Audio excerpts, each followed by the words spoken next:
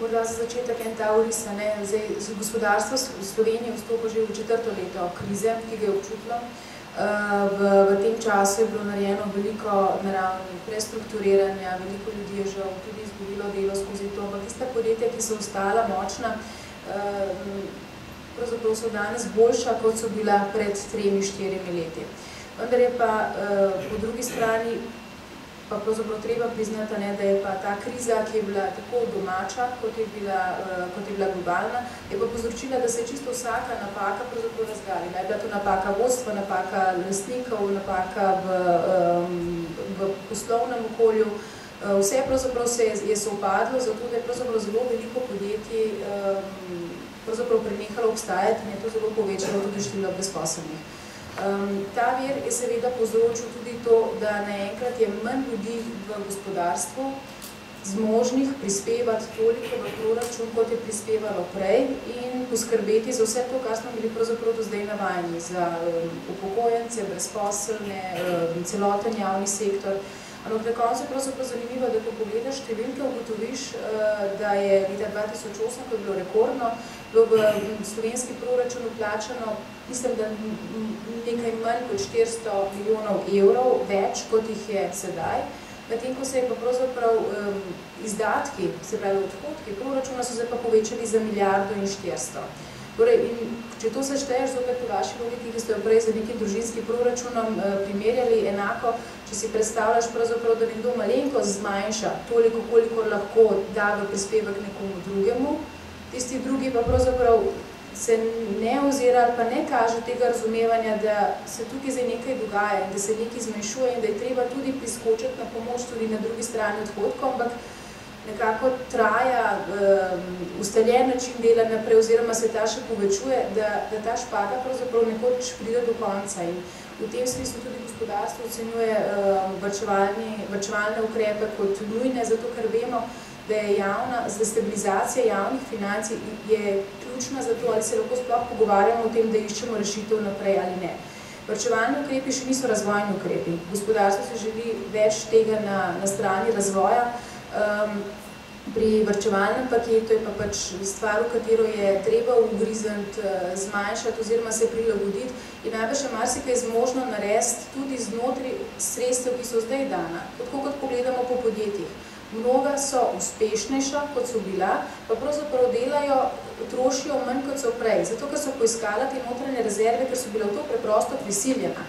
Javni sektor se zaenkrat še ni znašel do tega trenutka v tej prisili, da se pogleda, ali se lahko racionalizira šolstvo, zdravstvo,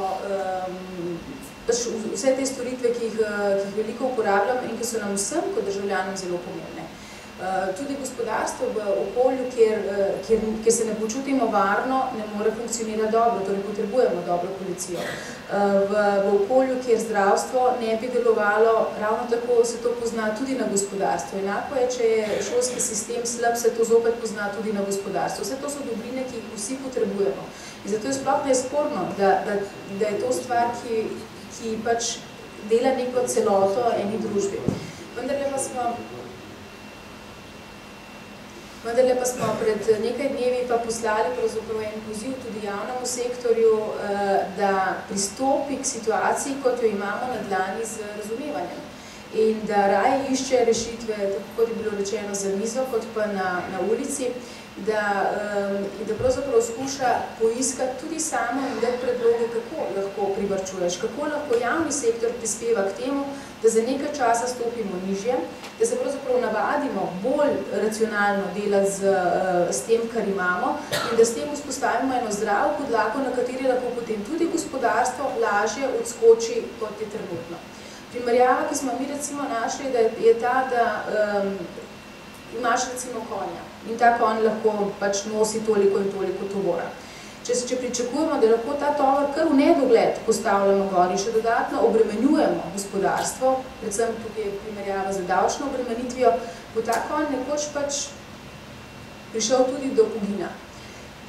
Na tak način ne smemo s gospodarstvom delati, zato so naši pozivi vedno davčna razbremenitev gospodarstva, ker je to pomembno, da lahko pravzaprav lažje tečeš, da si bolj konkurenčen. Naši pozivi grejo tudi v smer sodobnejšega trga dela. Trenutno imamo situacijo, kjer smo starejši, lahko to rečem, ker sem v razmerju za nedoločen čas, torej sodi med privilegirane v slovenski družbi in v ta del je starejša generacija in je mlajša, ki je popolnoma deprivilegirana, težko pride do služb, kaj šele do nekih rednih in stabilnih.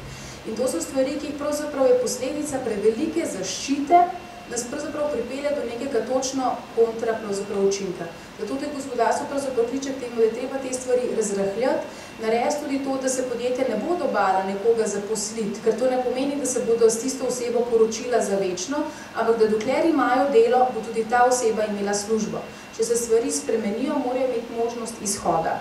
Če tega izhoda nimajo, slišimo tudi, da nekatera podjetja zavrnejo posle, ki jih dobijo, ker so tisti posli samo za določen čas.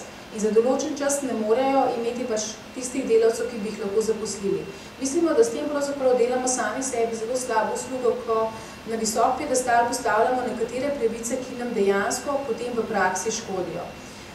Tretji ukrep, ki ga vedno tudi omenjamo, je administrativna razbremenitev. Danes smo slišali podatek, ki ga tudi jaz nisem poznala, da je kar za tretjino več predpisov, kot jih je bilo 3-4 leta nazaj.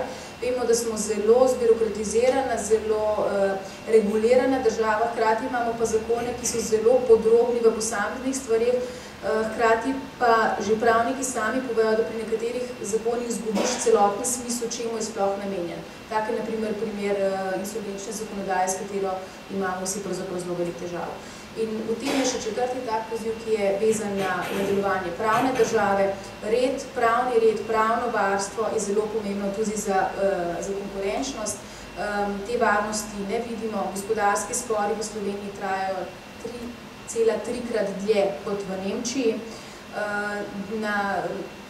Skratka, to povečuje tudi možnost raznih zlorab, tako dolžnikov kot koga drugega, pravzaprav, da je omogočeno se iti stvari, kakšne igrice med podjetji.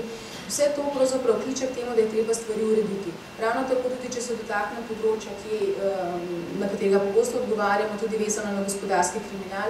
Tudi v našem združenju smo imeli nekaj članov, o katerih lahko beremo zgodbe, ki jih ne bi želeli, da bi se kjerkoli zgodile, pa jih beremo o tem v časopisih. Od teh članov smo se, vsaj od marsikoga, že izčlanili iz združenja, ker ne spoštujejo kodeks etike združenja menedžer.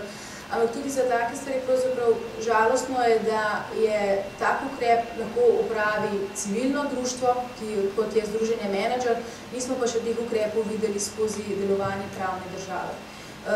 Lumpi in taki so v vsakem poklicu, tiste je treba pravzaprav mora biti sistem vzpostavljen tako, da jih izloči iz igre.